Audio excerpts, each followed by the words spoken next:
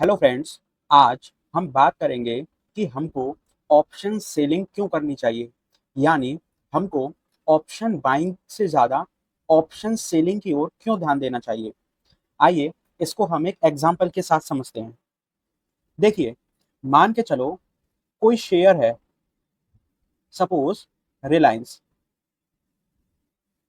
जिसका प्राइस आज के समय मान के चलो कितना चल रहा है, 3,000 रुपये।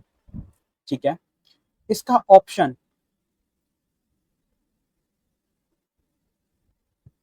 3,200 का वो चल रहा है, मान के चलो 40 रुपीज। ठीक है, ये जो 32 है ये है आपकी एक्सरसाइज प्राइस, और ये जो 40 रुपीज है इसको बोला जाता है प्रीमियम। ठीक है, अब ये कॉन्ट्रैक्ट मान के चलते हैं कितने का है, 1 मंथ का कॉन्ट्रैक्ट, यानी 1 मंथ के बाद ये कॉन्ट्रैक्ट क्या होगा, एक्सपायर हो जाएगा। अब इसमें दो चीजें हैं। पहली चीज, जो ऑप्शन सेलर है उसको नुकसान कब होगा। हम इस वीडियो में क्या बात करेंगे कि ऑप्शन सेलिंग क्यों करनी चाहिए, तो उसी का मेरे को आंसर दो कि जो ऑप्शन सेलर है वो नुकसान उसको कब होगा। तो देखो, ऑप्शन सेलर को नुकसान कब होगा, जब 3,000 का प्राइस 1 मंथ में बढ़कर कितना हो जाएगा, 3,200। ठीक है, यहां तक भी क्या होगा, ऑप्शन सेलर को 40 रुपीज पूरे के पूरे रिसीव होंगे।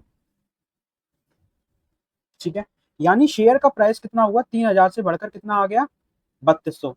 तब भी कौन फायदे में है, सेलर। अच्छा, अब 3,200 से बढ़कर शेयर का प्राइस कितना हो गया, 1,440। यहाँ पे क्या आ गया, सेलर का break even point. Break even point होता है नो प्रॉफिट नो लॉस। अब ये ब्रेक इवन कैसे निकलता है, ब्रेक इवन ऐसे निकलता है, जो प्राइस है एक्सरसाइज प्राइस, ये पूरी की पूरी बात किसकी है, कॉल ऑप्शन की। ठीक है, कॉल ऑप्शन की। यहां पे इस सिचुएशन में क्या हुआ, पहले इस सिचुएशन को समझो। ये क्या कह रहा है कि सेलर क्या बोल रहा है कि मैं तुमको शेयर किसके, रिलायंस के 3,200 के भाव पे दूंगा, जिसके लिए तुम मेरे को अभी कितना प्रीमियम दे दो, 40 रुपए। ठीक है, अच्छा, अब मुझे ये बताओ, जब शेयर का प्राइस 3,200 होगा तो क्या बायर एक्सरसाइज करेगा, नहीं करेगा। क्यों नहीं करेगा, सेम रेट उसको मार्केट में मिल जाएगा। ठीक है, अच्छा, शेयर का प्राइस अगर 3,200 से ना होके कितना हो जाए, 3,210, तब सेलर एक्सरसाइज करेगा किस रेट पे, 3,200 के भाव पे। तब भी सेलर को फायदा हुआ कितने का, 30 रुपए का। ठीक है, इसको समझते हैं इस तरीके से। देखो, एक्सरसाइज प्राइस क्या है, 3,200।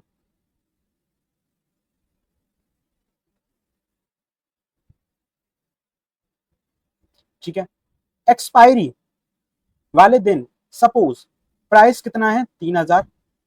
ठीक है, मान के चलो 3,100 का प्राइस हो गया। यहाँ पे प्राइस हो गया 3,200, यहाँ पे 3,400, यहाँ पे 3,600। ठीक है, अब देखो, इस केस में क्या बायर एक्सरसाइज करेगा, नहीं। इस केस में नहीं, इस केस में नहीं, इस केस में बायर एक्सरसाइज करेगा, इस केस में बायर एक्सरसाइज करेगा। ठीक है, इन तीनों पॉइंटों में सेलर को होगा फायदा।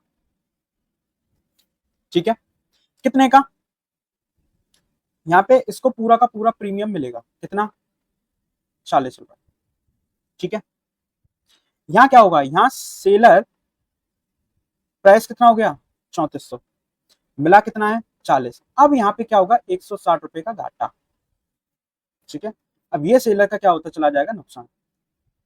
तो इस सिचुएशन से क्या समझे तुम, कि सेलर को फायदा कब होगा, जब प्राइस 3200 या उसके नीचे रहती है। ठीक है, यहां पे उसको पूरा का पूरा प्रीमियम मिलता रहेगा, और प्राइस अगर 3200 से ऊपर जाती है, कहां तक जाती है, 3240, तब तक उसको घाटा नहीं जाएगा, बट उसका जो लॉस है वो कितना होगा, जितना उसको प्रीमियम मिला है उसमें से माइनस कर देंगे कितना अमाउंट, जितना वो देगा। जैसे कि यहाँ पे उसने कितना दिया, सपोज इसको कितना कर देते हैं, 20। ठीक है, कितना कर दिया, अभी चेंज हो जाएगा, देखो सपोज कितना हो गया, 3240, 3220 कर देते हैं। ठीक है, यहाँ पे कितना हो गया, उसको कितना देना है, एक्सरसाइज वो कितने पे लेगा, 3200 पे, प्राइस कितना हो गया, तो घाटा कितने का हुआ, 20 का, लेकिन उसको प्रीमियम कितना मिला था सेलर को, तो उसको अभी कितना का है, 20 रुपए का पॉजिटिव। यानी ये जो माइनस गया ये किससे कटा है, ये प्रीमियम जो उसको रिसीव हुआ है उससे माइनस हुआ है। ठीक है, अब भी सेलर फायदे में है। तो कंक्लूजन क्या हुआ, जो सेलर होगा उसको 3 तरीके से फायदा है। कैसे कैसे, देखो पहला फायदा, प्राइस को ऊपर जाना पड़ेगा एक्सरसाइज प्राइस से, पहली चीज। दूसरी चीज फायदा क्या होगा, टाइम डीके।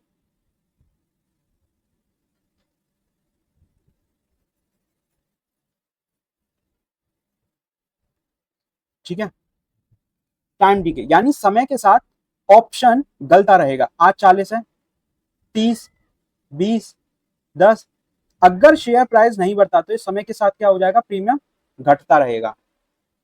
ठीक है, दूसरा फायदा सेलर को ये होता है। तीसरा फायदा क्या होता है, अगर एक्सरसाइज पे पहुंच भी गया, एक्सरसाइज पे पहुंच भी गया, इसमें प्लस और हो जाता है क्या, प्रीमियम।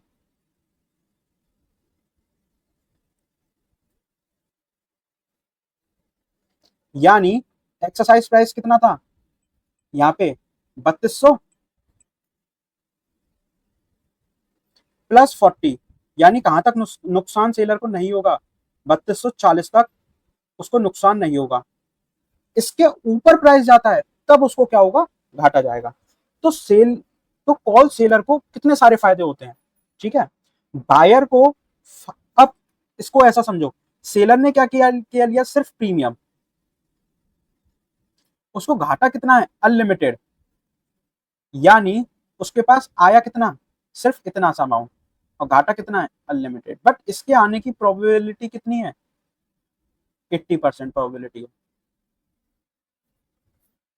जो बायर होता है उसका ग्राफ किस तरीके से जाता है, उसको फायदा कितना होगा, घाटा कितना जाएगा, सिर्फ प्रीमियम, ये जो उसने प्रीमियम दिया है, अगर शेयर प्राइस घट बढ़ गया तो उसको फायदा कितना होगा, अनलिमिटेड। इसके जीतने की प्रोबेबिलिटी कितनी होती है, 20% मान लो। ठीक है, अब इसमें क्या होता है, आप स्ट्रेटेजी बना के भी काम किया जा सकता है। सपोज आपको कोई शेयर अच्छा लगता है, ऐसा लगता है कि वो शेयर ऊपर जा सकता है। ठीक है, तो आप क्या करो, उस शेयर को डिलीवरी में बाय कर लो। ठीक है, सपोज एक्सिस बैंक, और एक्सिस बैंक के कॉल ऑप्शन 100-200 ऊपर पॉइंट के क्या कर दो, सेल। इससे क्या फायदा होगा, अगर शेयर का प्राइस इंक्रीज करता है तो आपको क्या होगा, डिलीवरी में फायदा। ठीक है, ऑप्शन में घाटा, बट ऑप्शन में घाटा कब होगा, पहले उसको 200 पॉइंट भरना पड़ेगा, तब जाके क्या होगा, वो उस पॉइंट पे आएगा, प्लस इसमें जो आपको प्रीमियम मिला है वो यहाँ पे क्या आएगा, ब्रेक इवन पॉइंट, जितना ब्रेक इवन पॉइंट यहाँ पे आएगा आप शेयर में कितना कमा चुके होंगे, प्रॉफिट। चीज समझ में आई, आपने क्या किया, डिलीवरी में शेयर खरीदे और ऑप्शंस को क्या किया आपने, बेच दिया 1 मंथ का। ठीक है, अब इसमें एक प्रॉब्लम क्या आती है इस स्ट्रेटजी में कि हो सकता है शेयर का प्राइस घट जाए, तो ऑप्शन में तो आपको मिल जाएगा पूरा का पूरा प्रीमियम, लेकिन पूरा का पूरा प्रीमियम मिल गया बट शेयर का प्राइस क्या हो गया, डाउन। तो इसको तभी आप यूज कर सकते हैं जब आपके पास कैपिटल अच्छी खासी है। ठीक है, ये axis bank only for example purpose के लिए मैंने बताया था। ठीक है, आप निफ्टी 50 के ये स्ट्रेटजी किसी भी निफ्टी 50 में आप अप्लाई कर सकते हैं, बट ध्यान रखना कि शेयर जैसे जैसे गिरता है तो वहां पे आपको नुकसान हो सकता है। तो आप ऐसे शेयर को लियो जिसमें घटने की प्रोबेबिलिटी कम हो, ठीक है, और बढ़ने की भी प्रोबेबिलिटी कम हो। जिससे क्या होगा, आपके पास डिलीवरी में रहेंगे शेयर्स और आपको कॉल सेलिंग करके आप क्या कर सकते हैं, एक तरीके से रेगुलर इनकम जनरेट कर सकते हैं। ठीक है, तो आप इस तरीके से भी काम कर सकते हैं ऑप्शंस में। सो इस वीडियो को मुझे लगता है आपको अच्छे से समझ में आया होगा कि ऑप्शन सेलिंग ज्यादा बेनिफिट है किससे, ऑप्शन बाइंग से। ठीक है, सो थैंक यू।